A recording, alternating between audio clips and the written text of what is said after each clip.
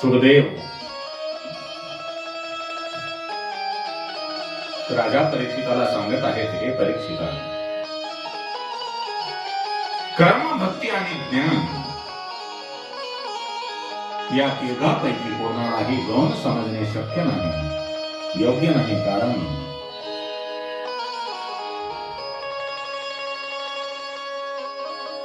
श्रीकृष्णांनी 16,008 विवाह करून सुद्धा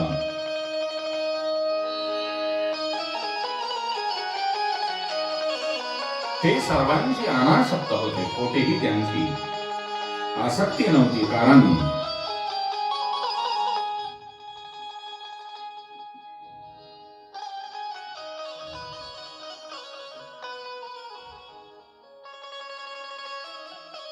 या प्रसंगाचा मतितार्थ असा आहे,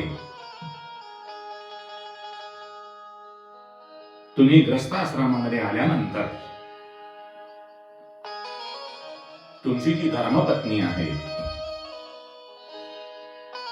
ती तुम्हाला परमार्थ करत असताना बाधक नाही, तर ती कशी बाधक नाही?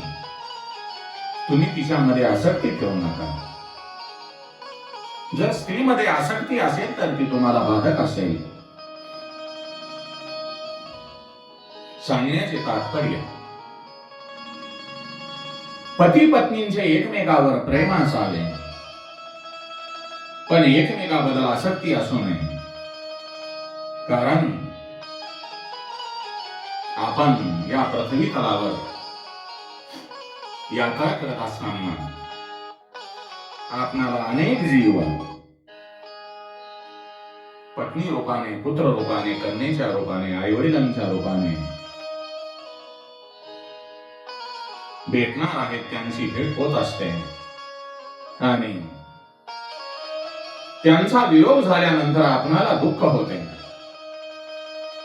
आणि एक ना एक दिवस प्रत्येकाच्या जीवनामध्ये वियोगाचा उजाडणार असतो. त्यामुळे जे सर्व नाते गोते आहेत ते सोडून एक ना एक दिवस प्रत्येकाला या जगाचा निरोप घ्यावा लागणार आहे. म्हणून ज्यावेळेला आपण ग्रस्ताश्रमामध्ये प्रवेश केल्यानंतर आपली जी स्त्री आहे, आपली जी धर्मपत्नी आहे, ती परमार्थासाठी, परमार्थ करण्यासाठी बाधक नसून तिच्या खाली असलेली जी आसक्ती आहे ती बाधक आहे. म्हणून पती पत्नींचे एकमेकावर जरूर प्रेम असावे, परंतु एकमेकाबद्दल आसक्ती असू नये. श्रीकृष्ण हे भोगी असूनही त्यागी आहेत, अनासक्त आहेत. कारण श्रीकृष्ण हे खऱ्या अर्थाने ग्रस्त झालेले होते. त्यांचा संसार कसा चाललेला आहे हे पाहण्याची इच्छा नारदांना होते. श्रीकृष्णांच्या 16,008 स्त्रिया होत्या. त्या प्रत्येकीशी ते कसे वागतात म्हणून एकदा नारद द्वारकेमध्ये येतात. ते प्रथम माता रुक्मिणीच्या महालामध्ये जातात. तिथे त्यांच्या महालामध्ये श्रीकृष्ण हे आपल्या वाणकुशीवर निद्रिस्त होते. नारदांना पाहून ते उठतात. नारद मुनींचे यथोचित स्वागत होते आणि श्रीकृष्णांचा वार्तालाप होतो. तेथून कुशल मंगल विचारल्यानंतर श्रीकृष्ण सत्यभामेच्या महालामध्ये जातात. तेथेही त्यांना श्रीकृष्णांचे दर्शन होते.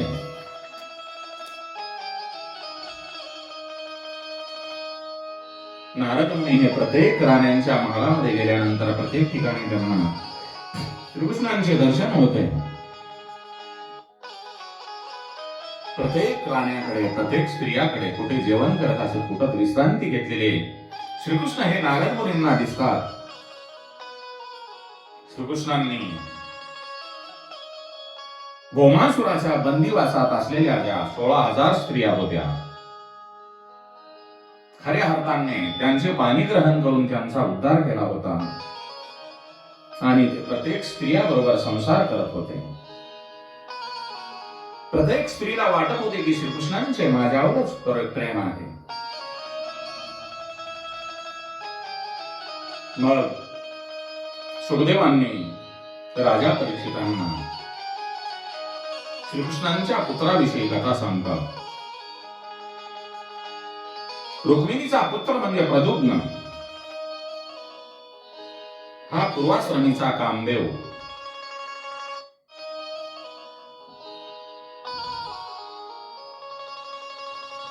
तो लहान असताना शंभरासुराने त्याचे अपहरण करते. शंभासुराने त्याचे अपहरण करून तो आपल्या राज्यामध्ये घेऊन जातो. त्याचा प्राण एका दासीने वाचवलेला आहे.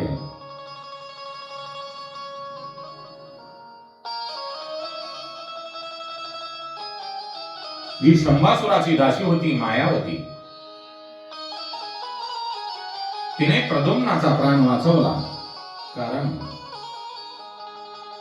या मागची कथा म्हणजे जी शंभासुराची दासी मायावती, ती म्हणजे पूर्वाश्रमीची कामदेवाची पत्नी रती. प्रद्युम्न मोठा झाल्यानंतर त्याने शंभासुराचा वध केलेला आहे. मग मायावती प्रद्युम्नाला घेऊन आकाश मार्गाने द्वारकापुरीमध्ये येते.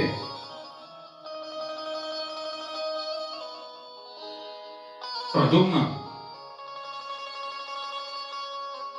हा श्रीकृष्णासारखाच दिसत असल्यामुळे द्वारकेतील लोक संभ्रमात पडतात. तेव्हा तिथे नारद मुनी प्रकट होतात. नारद मुनी मायावतीला आणि प्रद्युम्नाला घेऊन माता रुक्मिणीच्या महलामध्ये जातात आणि दोघांचा पूर्वजन्मीचा जो वृत्तांत आहे आणि प्रद्युम्नाचा वृत्तांत सांगितल्यानंतर माता रुक्मिणी आनंदित होते. प्रद्युम्नाची कथा ऐकल्यानंतर राजा परीक्षिताने सुखदेवांना विचारले, हे सुखदेव, प्रद्युम्नाचा मुलगा अनिरुद्ध यांचा बाणासुराची कन्या उषा हिच्या बरोबर विवाह कसा झाला? त्यावेळी श्रीकृष्ण आणि भगवान शंकर यांच्यामध्ये युद्ध कसे झाले आणि ते खरे आहे का?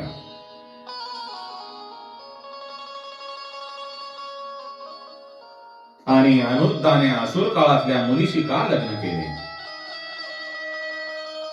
परीक्षितांच्या या प्रश्नाची उत्तरे देण्यासाठी सुखदेवांनी त्याला अनिरुद्ध आणि उषांची कथा सांगितलेली आहे. सुखदेव म्हणतात, हे राजन, हे परीक्षित,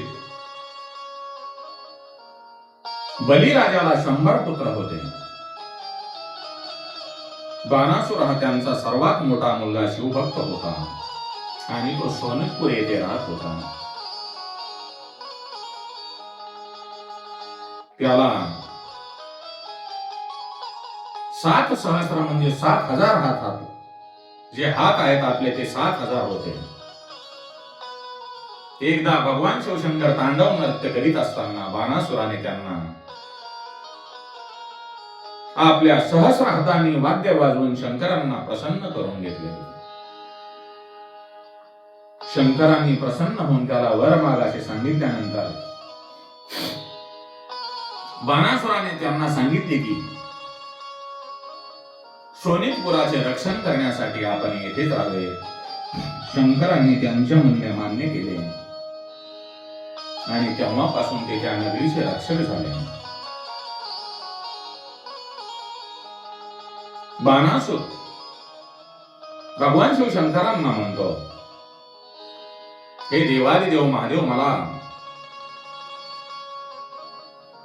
7 सहस्त्र हात आहेत, पण या सहस्त्र हातांनी युद्ध करण्याची वेळ माझ्यावर कधी आली तर माझी हौस कधी पूर्ण होईल. त्यावेळी शंकरांनी त्यांना सांगितले की ज्यावेळी तुझ्या रथावर असलेला जो ध्वज आहे तो मोडून पडेल,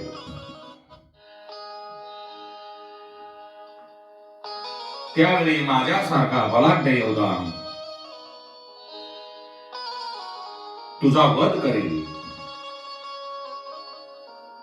त्या बाणासुराला एक कन्या होती आणि तिचे नाव उषा होते.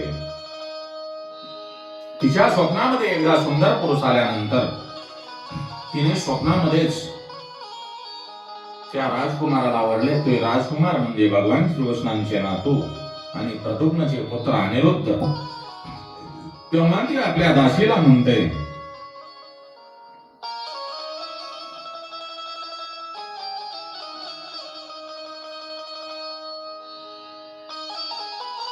की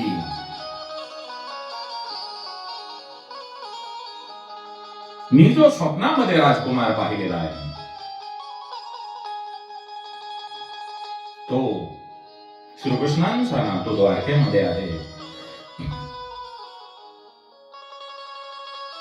तेव्हा उषाची जी दासी असते चित्रलेखा, ती चित्रलेखेला सांगते, हे चित्रलेखा, तुला योग बळाने तुझ्या शक्तीने कोठेही जाता येते. तू माझ्या राजपुत्राला तुझ्या योग बळाने माझ्या समोर घेऊन ये. तेव्हा उषाची दासी चित्रलेखा ही आपल्या योग बळाने द्वारकेमध्ये येते आणि अनिरुद्ध याला घेऊन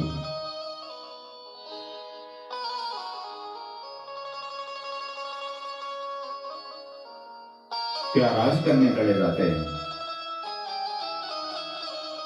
एकदा बाणासुर आपल्या मुलीला भेटण्यासाठी मुलीच्या महालामध्ये जातो. तेव्हा त्याच्या दृष्टीला राजकुमार अनिरुद्ध पडतो.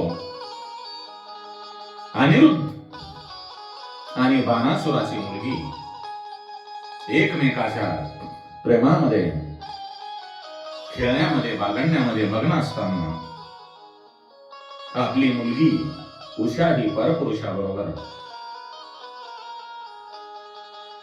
पाहिल्यानंतर त्याला राग येतो.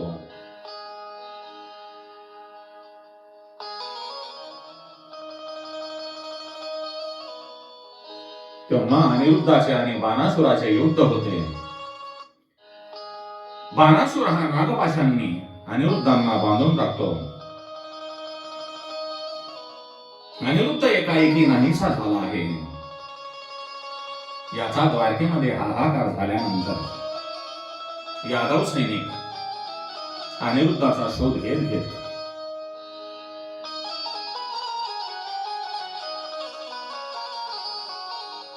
फिरत असतात, परंतु त्यांना अनिरुद्धाचा शोध लागत नाही. तेव्हा नारद मुनी द्वारकेमध्ये येतात आणि घडलेला वृत्तांत भगवान श्रीकृष्णांना सांगतात. तेव्हा श्रीकृष्ण आणि बलराम आपल्या सैन्यासह शोणितपुरावर चालून जातात. त्यावेळी श्रीकृष्ण आणि शंकर यांचे युद्ध होते.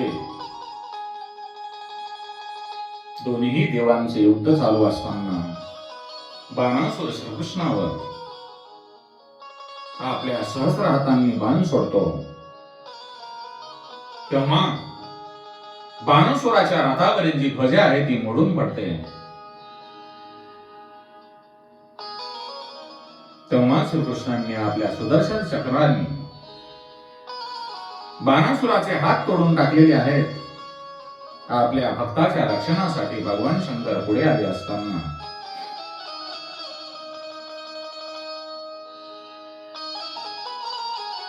त्यांनी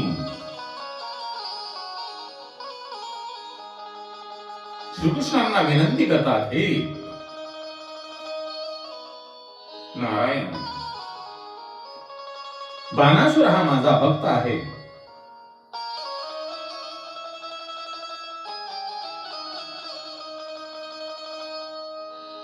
त्या भक्ताला मी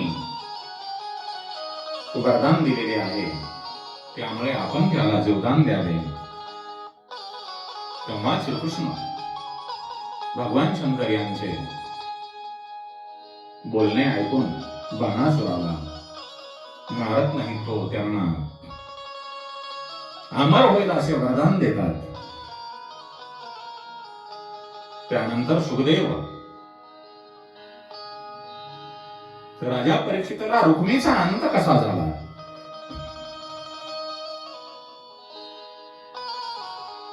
हे सांगतात.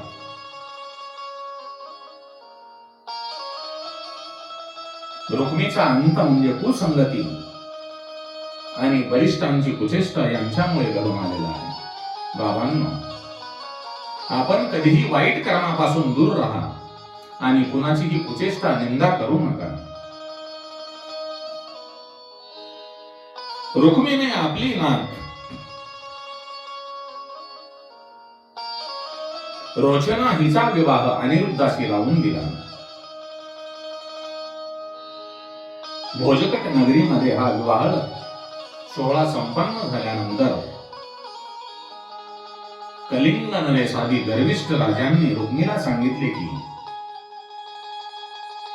जे रणांगणामध्ये शक्य झाले नाही ते फासे टाकून शक्य होईल. तू बलरामाला दूताचे निमंत्रण दे.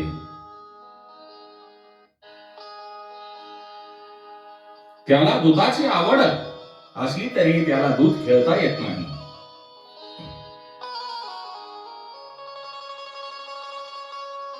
विवाह मंडपामध्ये जो विवाह मंडप आहे त्या मंडपामध्ये दूतांची बैठक रंगली. सुरुवातीचे काही डाव बलराम हरला, परंतु नंतर तो जिंकू लागला. पण रुक्मिणी आणि इतर राजांनी ते मान्य केलेले नाही.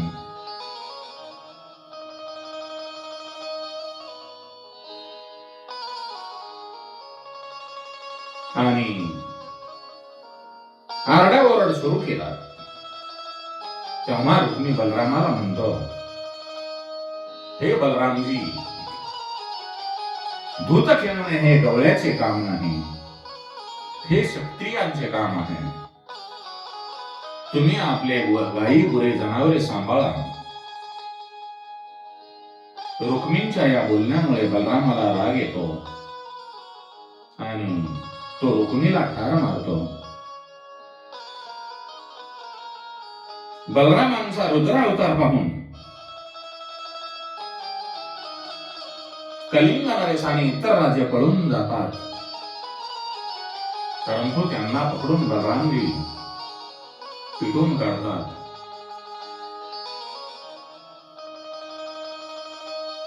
रुक्मीच्या वधाचा जो प्रसंग आहे तो श्रीकृष्णांच्या डोळ्यात एकच घडला, पण त्यांनी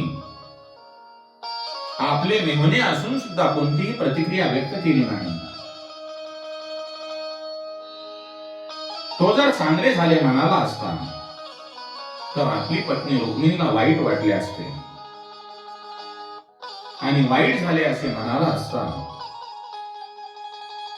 तर बलरामाला वाईट वाटले असते. कारण एकीकडे ज्येष्ठ बंधू आहे आणि दुसरीकडे पत्नीचा बाहू आहे. त्यामुळे श्रीकृष्ण स्तब्ध राहिलेले आहेत. म्हणून काही वेळेला आपली प्रतिक्रिया न देता आपण स्तब्ध राहिलेले बरे असते. स्तब्ध राहणे, मौन राहणे हे कधीही चांगले. प्रतिक्रिया देऊन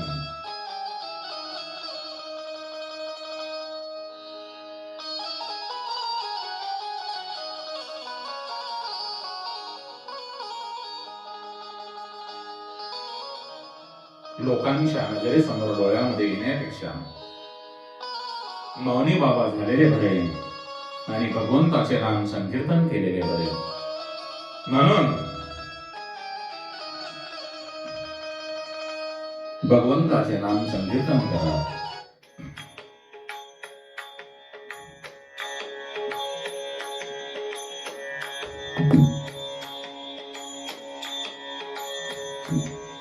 श्री कृष्ण गोविंद हरे मुरारे, हे नाथ नारायण वासुदेवा. राधा रमण हरि गोविंद, राधा कृष्ण हरि गोविंद, राधा रमण हरि गोविंद, राधा कृष्ण हरि गोविंद, राधा कृष्ण हरि गोविंद, राधा रमण हरि गोविंद, राधा कृष्ण हरि गोविंद, राधा रमण हरि गोविंद, राधा कृष्ण हरि गोविंद, राधा कृष्ण हरि गोविंद.